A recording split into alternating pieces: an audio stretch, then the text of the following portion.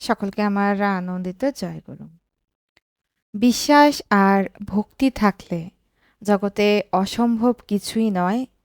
এইরকমই একটি ঠাকুরের কথা নিয়ে আসছি আজ। আজ বলবো আমেরিকান দম্পতি মাইকেল মিচিগ্যান।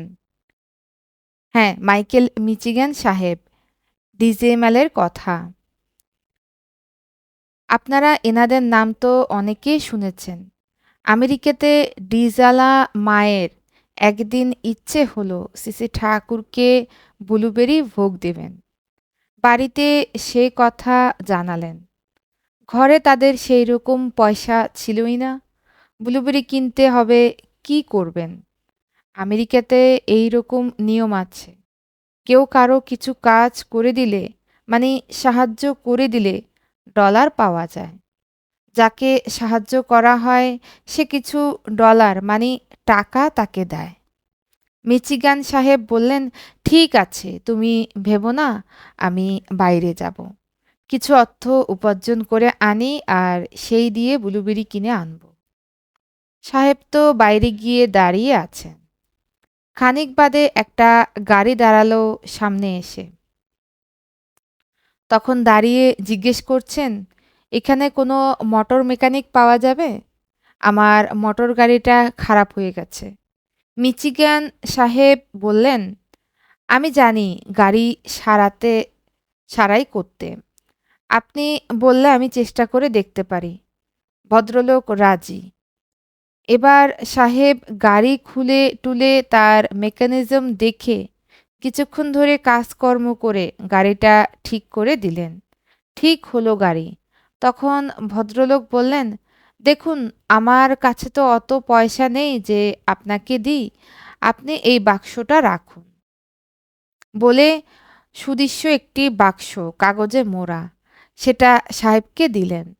সাহেব আর কি করেন, ভারাক্রান্ত মন নিয়ে ঘরে ফিরে এলেন। ডিজেলামা জানতে চাইলেন, পেয়েছো? ডলার এনেছো? ব্লুবেরি কিনেছো? সাহেব জানালেন, না, পাইনি। একজনের গাড়ি ঠিক করে দিলাম, তিনি এই বাক্সটা দিলেন। এবার স্বামী স্ত্রী আনমনা হয়ে ওই বাক্সটি খুলছেন। বলতে গেলে একরকম অপ্রত্যাশিতভাবে। তারা চেয়েছিল শ্রী ঠাকুরের জন্য ব্লুবেরি কিনতে, কিন্তু এখানে অর্থ উপায় হলো না, ব্লুবেরিও কেনা হলো না। তো যাই হোক, এবার তারা বাক্সটি খুলছেন। খোলার পরে দেখলেন সেই বাক্সতেই রয়েছে ব্লুবেরি। হ্যাঁ, সেই বাক্সতেই ব্লুবেরি। দেখে স্বামী স্ত্রী দুজনেই অবাক। যা তারা প্রভুকে ভোগ দেবেন ভেবে রেখেছিলেন, তারা বিস্ময়ে হতবাক। তাদের মনের ইচ্ছে শুনে প্রভু সেই ব্লুবেরিরই ব্যবস্থা করেছেন। মানে প্রাণে যদি বিশ্বাস থাকে, আমরা তার জন্য কিছু করব, দয়াল সে ব্যবস্থা নিজেই করে দেন। এই যে আমরা যাজনে ভাবি যে যাই দীক্ষার মানুষ জোগাড় করি, আমাদের অন্তরের আকুতি থাকলে ঠিকই মানুষ জোগাড় হবেই হবে। আমার দয়াল এমনই প্রিয় পরম। উল্লিখিত যাজনটি আমি ধীতিমঞ্জুন ঘোষ আসানসোলের লেখা থেকে সংগৃহীত করলাম। আজ ইষ্টপ্রসঙ্গ এ পর্যন্তই। সকলকে আমার আনন্দিত জয়গুরু।